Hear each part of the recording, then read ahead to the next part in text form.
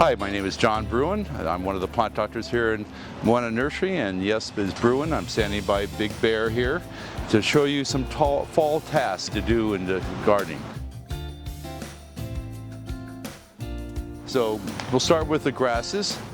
A lot of people cut them down in the fall. Not the best idea. This is a seed source for local birds, which is excellent. We encourage you to leave them up.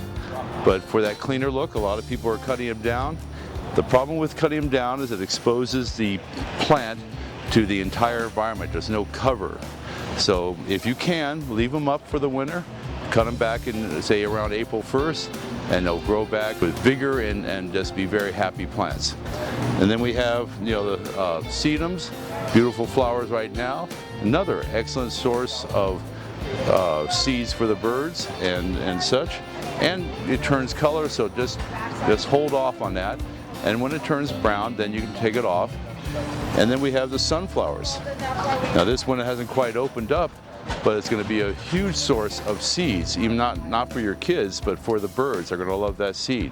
So I encourage you to not to deadhead them quite yet. Let them dry out. The birds, you'll see birds flocking around them, the little finches that we all adore, and it'll be great for that. So I have in front of me 3 classic spring flowering shrubs that you absolutely do not prune now or winter or until after they bloom.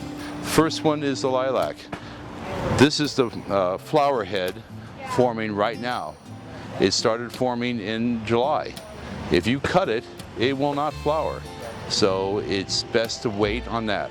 Forsythias, beautiful yellow flowers first of the spring.